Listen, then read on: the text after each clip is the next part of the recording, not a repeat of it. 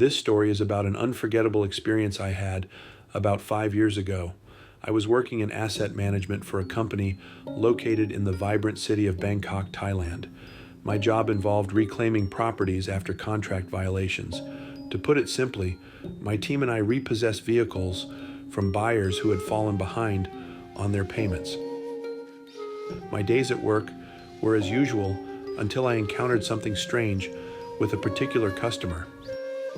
I remember it was a typical workday. I visited several vehicle owners to deliver notices informing them that they hadn't made their payments for a long time and needed to settle their outstanding balances. Otherwise, the company would have to repossess the vehicles. I sent these notices to multiple owners. Among the recipients was a woman named Champu, who had also fallen behind on her motorcycle payments.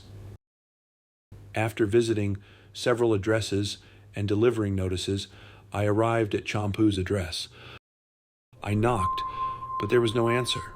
I called out her name, but there was still no answer.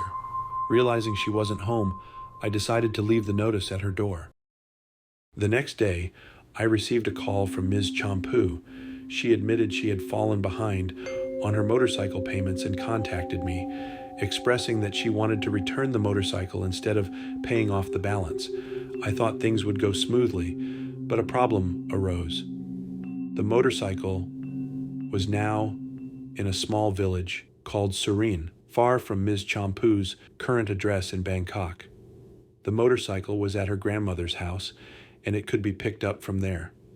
I told Ms. Champu that my teammate and I would go to pick up the motorcycle around the end of the month, which was next week. After finalizing these details, we hung up.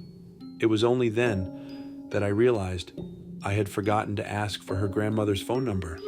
I considered calling her right back, but decided to wait, thinking there might be other details to clarify closer to the date. Given the distance from Bangkok to the northeastern region, I made a list of vehicle owners and their addresses in that area and planned the route in advance to make the job more efficient. As the departure date approached, I tried calling Ms. Champu again, but her number was no longer in service. Finding this strange, I hesitated and wondered what to do next. I thought, what if we traveled all the way to Surin and couldn't find Ms. Champu or the motorcycle? It would be a waste of time and gas. However, my teammate, who had some knowledge of the area, reassured me. He mentioned that the place we needed to go was called Buriram, and that if we ventured a little further to the right, we would reach Surin. He suggested that this route wouldn't be too bad. With this in mind, we decided to stick to our original plan and set off. On the morning of our departure, my teammate and I meticulously inspected the vehicle.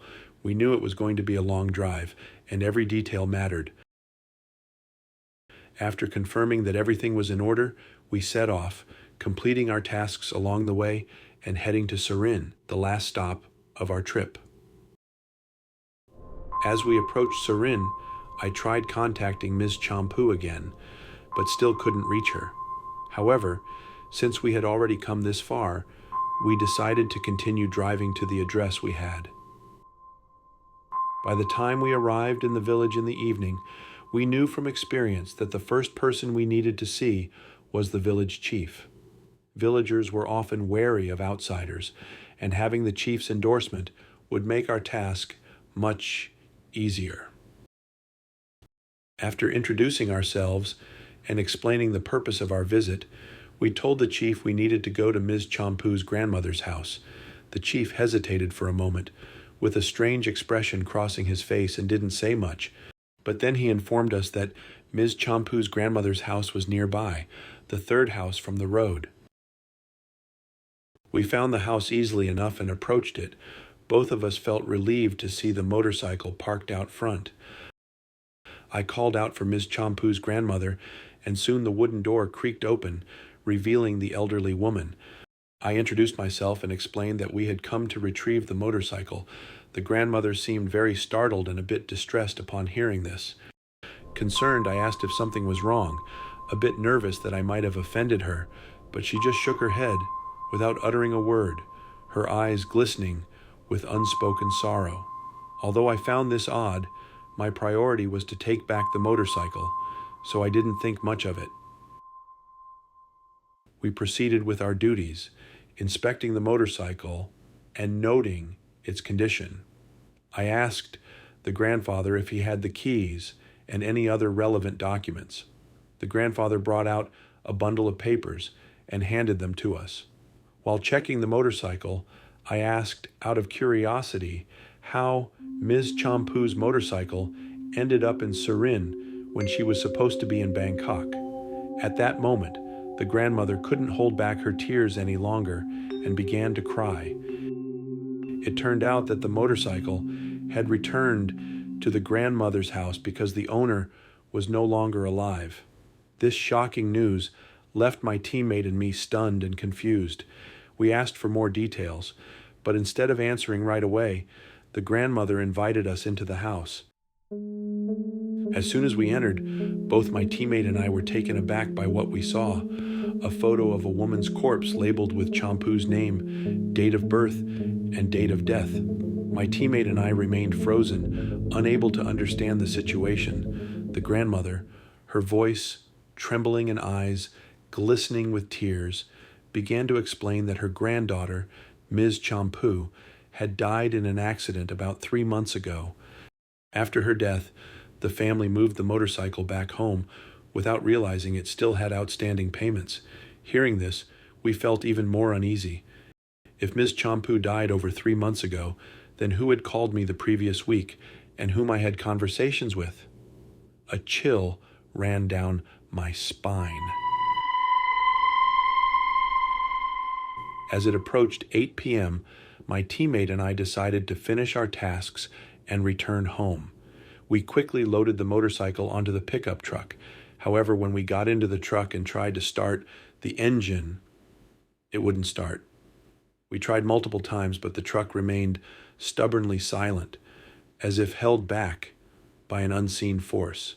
The grandparents, noticing our struggle, invited us back inside and suggested we light some incense to explain our intention and ask for understanding from Ms. Champu's spirit, as the spirits might not realize we were there only to do our job.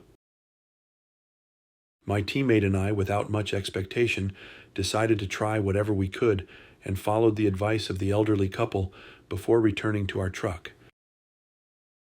To our surprise, the engine started with just one turn of the key.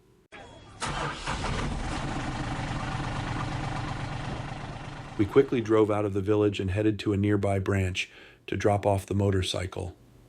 When we arrived and unloaded the motorcycle, we checked under the seat, just in case, and discovered a small cloth pouch filled with gold. My first thought was to return the pouch immediately, but my teammate persuaded me to wait, as it was already late in the evening. We decided to find a place to stay and return it the next morning.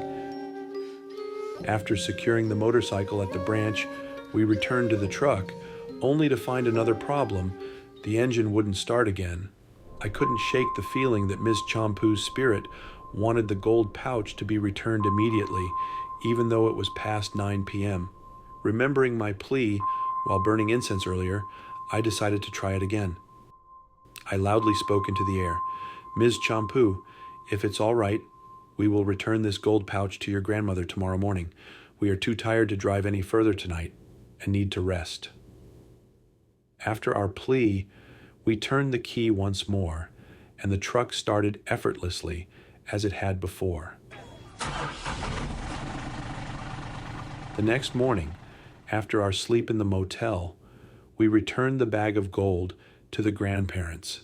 Upon receiving it, the grandmother broke down in tears, expressing that even after passing, Ms. Champu still cared for her family.